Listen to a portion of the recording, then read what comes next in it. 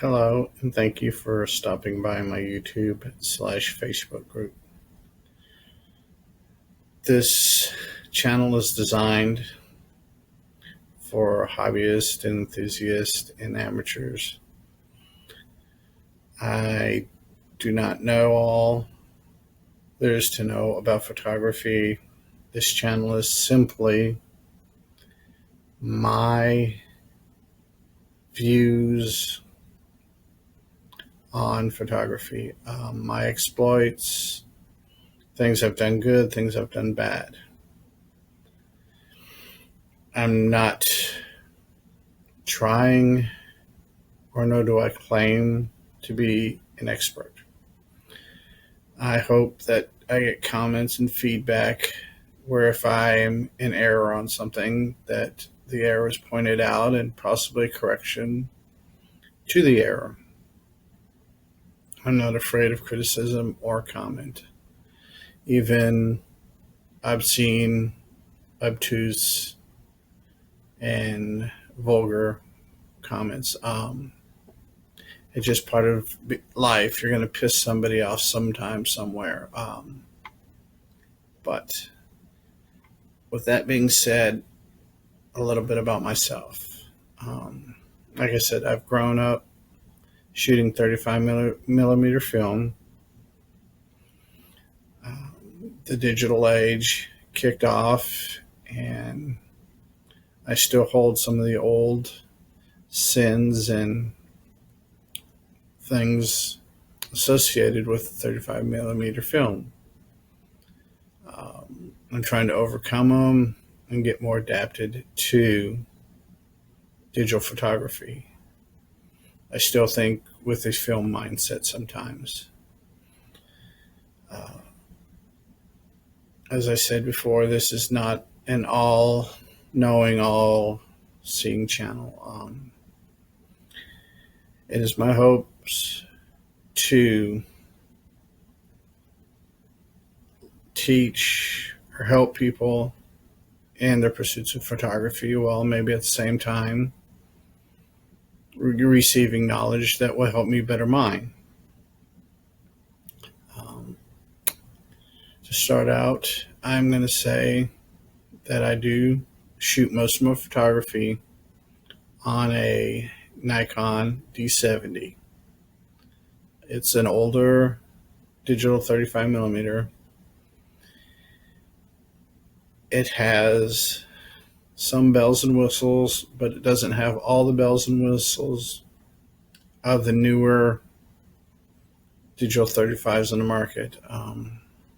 Actually, compared to some of the stuff I've seen recently, it's rather anemic. But I've found it to be a reliable camera. It's tough camera. I've been in pouring down rain and had to change lenses, and the cameras come through with a champ. And it is just an awesome camera. I got it on the cheap. You could get them on eBay for about between $100 and $200. Not a very expensive camera. The lenses, on the other hand, you're going to pay. I picked up, a friend of mine bought me a Nikon 35 to 80 millimeter with a 52 millimeter objective for $30. You can go from there. I've seen them on eBay as low as 20. I've seen lenses up as high as $2,000, $3,000, $4,000. It's all in what you're doing and how you're shooting. I do plan on sharing images that I've taken in my videos just to help with, showing what I've done. And as I get better and more confident in shooting videos, I will probably do more on location videos, plus, explorations into why I'm shooting it, setting up a shot, where I shoot, where I like to shoot. Currently live in Southeast Texas. I'm in an apartment getting ready to move into a house. With that being said, I plan on trying to do one, maybe two videos a month. If I can squeeze the time in to get 3, 4, 5 videos, I will. Like I said, it's just shooting good photography on a budget. There are some really, really great professionals that have YouTube channels that I've learned a lot. Unfortunately, I don't have the money to buy the gear that they have. So I make do with what my budget allows.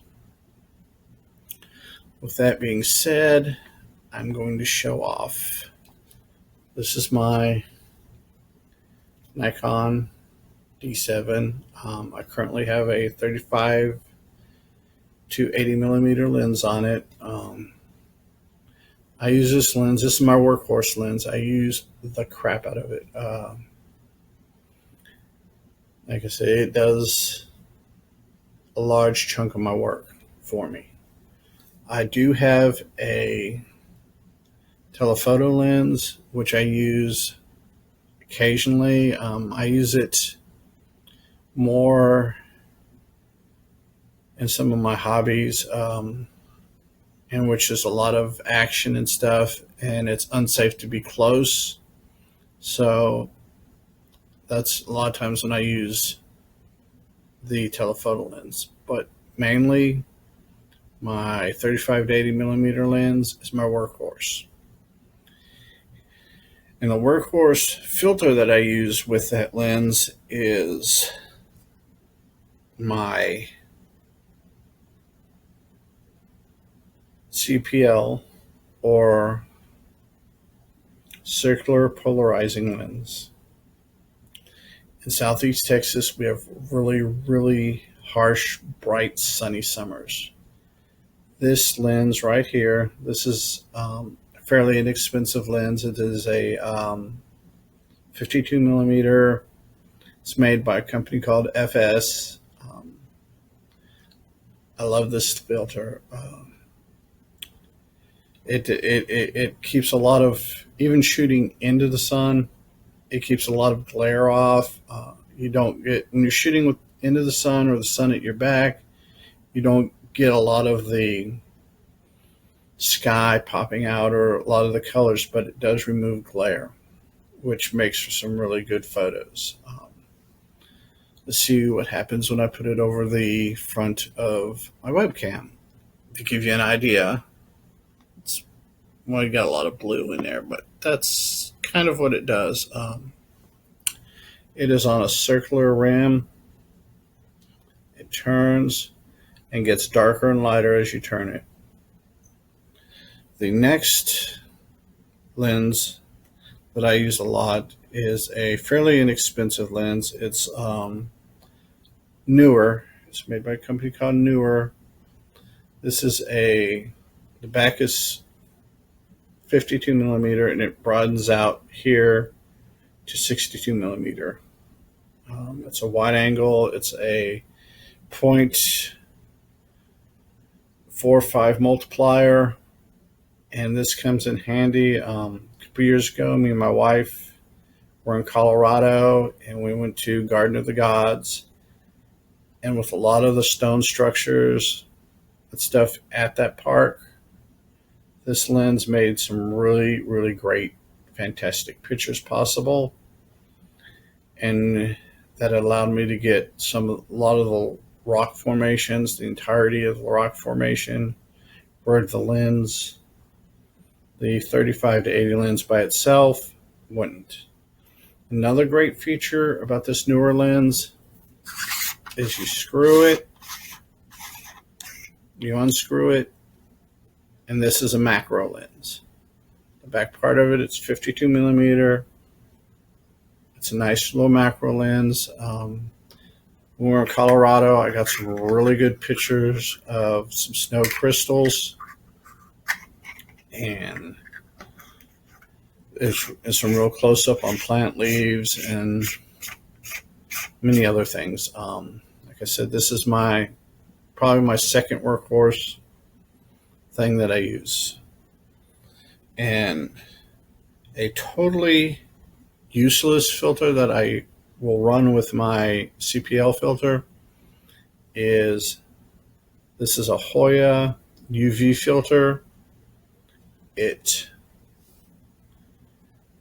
is just simply a clear piece of glass. It's a remnant of the film days. The digital cameras aren't susceptible to the UV light like the film cameras were. I have it. If you buy a new lens at a camera store and the sales clerk tries to upsell you a UV lens, that's what he's doing. He's upselling. He's selling you a piece of clear glass that you don't need. If you already have the lens, or the person, you buy a lens and it already has the filter on it, you can use it or not use it. It's doesn't have very much effect on the overall image. Like I said, I use it in conjunction with my circular polarizing filter, just out of it's a habit from film days. They screw in like just any like filters do when you're piggybacking filters. So that's that. And a filter that I received as a gift from a friend. Let me see if I can find it. Yep, here it is a Mirage lens. And it has some pretty cool effects. It's made by Kinko, and the box that it came in was fairly old.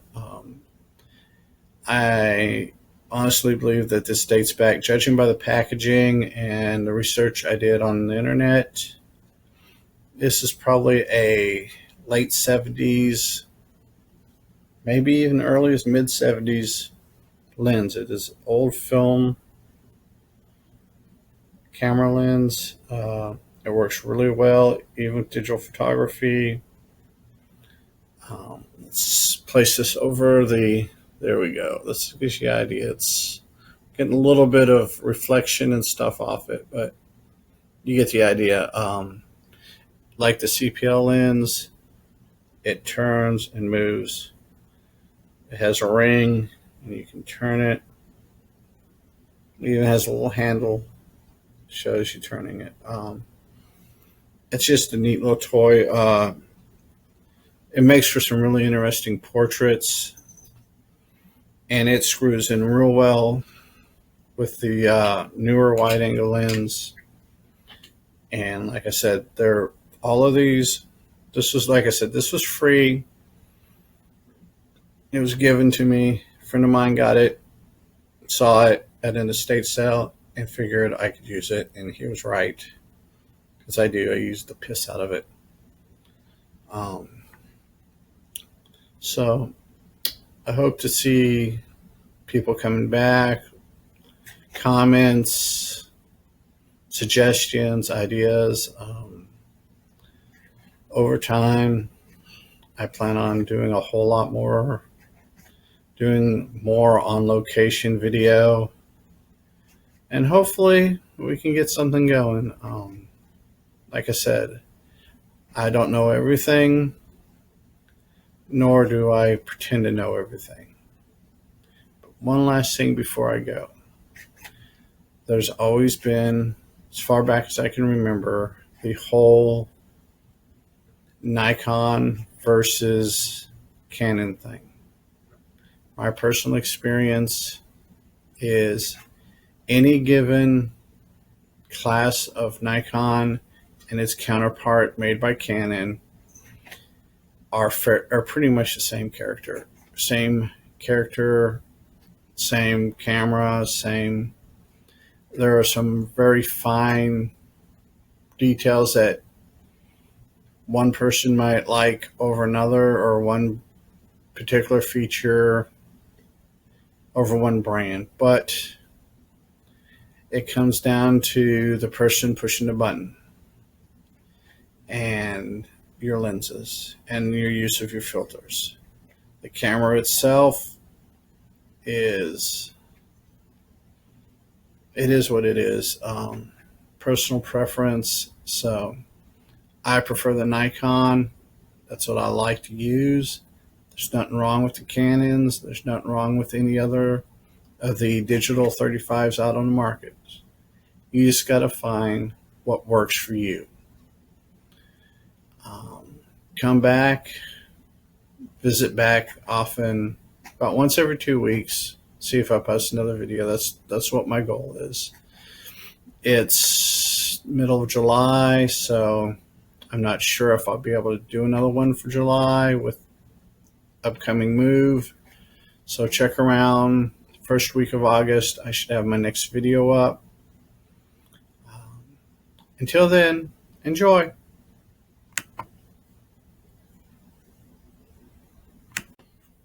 Sorry to jump cut this in like this, but I'm going to leave you with some of the images I've taken recently, just basically to show off is what I'm doing. So sit back, enjoy the images, and have a good time. I'm going to try to have how I shot them, what I shot them with, label on images, but I won't guarantee anything, as I have to, when I finish this video, stop and do some other things, then come back to it. So have fun, enjoy, peace.